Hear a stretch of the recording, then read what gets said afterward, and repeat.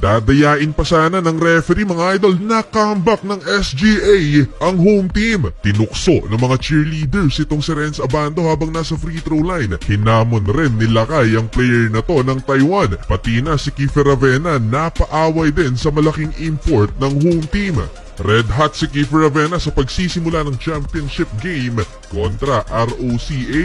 Ito yung Team White ng Taiwan na undefeated din mga idol. Parehong off-the-screen 3-pointer itong naitala ni Kiefer Ravena para simulan ng first quarter for SGA. Malakas na team itong nakalaban ng Strong Group PH. Bukod sa foreign coach nila, solid din maglaro yung half-American nila na 18 years old pa lamang na si Robert Hinton. Binuhat niya ang ROC White at maagang nag-angas sa SGA. 4-star recruit ito at kasalukuyang naglalaro for Harvard University. Yung kapatid niya na si Adam Hinton ay naglalaro naman sa Cornell University na Division 1 din sa NCAA. Pinasok last 3 minutes itong si Renz Abando at RJ Abarrientos. Instant na naging impact nitong si Lakay. Deep 3-pointer at sinupalpal lang naman na Renz Abando ang import ng Taiwan. Low scoring game mga idol sa first quarter lamang ang SGA 16-12. Simula ang second frame sa 3-pointer ni Adam Hinton pero sumagot din ang 3-pointer itong si RJ Abarrientos. 6-minute mark, aakalain mong hindi na maaaboto ni Renz Abando pero nasupalpal pa niya ang 3-point attempt ng kalaban.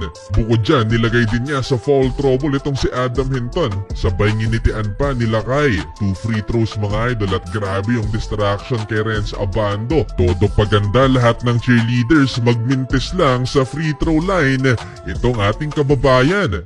Magandang indikasyon ito for SGA dahil nakakatatlong fouls na ang best player ng Taiwan. Umabot ng 10 points ang biggest lead ng Strong Group PH dito sa second frame. Nakasagot pa ang Taiwan pero itong si Tawan Agi and one play papatapos ang first half 41-34 halftime. Simula ng third quarter, pinasayaw ng 18 years old si Kiefer Ravena 43-38. Natapyas ng natapyas ang kalamangan ng Strong Group PH. Another one for Robert Hinton, 16 points na 46-42. Nagtala din ng 3 ang kuya naman niyang si Adam na 21 years old. Daig pang veterano sa kumpiyansa mga idol. Nang ipinasok sa Renz Abando dito na nagsimula ang matinding pisikalan. Another block for Lakay. Masyado namang naging buwaya itong si Chris Macolo. Hindi gaanong namamasa sa kakampi dito sa third quarter. Kaya hindi magawang matambakan ng SGA ang kalaban. Di naman umatras si Kiefer Ravena sa sentro ng Taiwan mga idol dahil una siyang binangga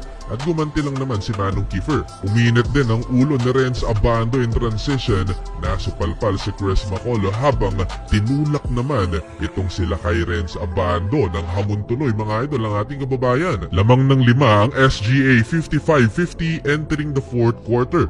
Dito na naitabla ng Taiwan ng talaan 55 all 9-minute mark. Nalipat sa ROCA yung momentum sa 3-pointer na to ng kalaban 61-57. Under 6-minute mark, much needed 3-pointer by RJ Abarrientos 64-61. Buhat mood yung number 9 player ng Taiwan, step back mid-range jumper kontra kay Jordan Heading.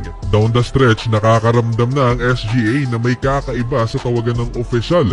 Di na makapaniwala itong Strong Group PH sa mga nangyayari dito sa last 3 minutes ng fourth quarter. Sinolo na halos ng mga import nitong SGA ang laban sa fourth quarter at hindi na pinapasahan ng mga local players. Alat ni Chris Macolo kahit sa free throw hindi magmintis mga idol. Last 19 seconds buhay pa ang SGA. Pasok ang 2 free throws ni Agi and Kiefer Ravena for the lead from the corner 73-71. Hindi paligtas ang SGA dahil itong import ng Taiwan mga idol na ipasok ang putback layup na to last 7 seconds tied at 73.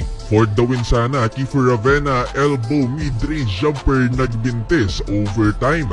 Simula ng OT, RJ Abarrientos from the corner 3-pointer bank shot. Di pa makapaniwala si Kiefer Ravena sa soft call ng official pati si Coach Charles Chu napahawak sa ulo. Tawang-tawa na lang talaga si Kiefer sa nangyari mga idol. Halatang halata yung mga tawag ng referee mga idol. Dito sa overtime hindi makapaniwala si Jordan Heading. Dahil sa mga free throws na itabla ng Taiwan ang talaan 78. Mahirap nang matalo sa kanila mismong sariling home court. Last 2 minutes na fouled out si Chris Macolo na tawagan ng offensive foul. Well fouled out din si Adam Hinton na offensive foul.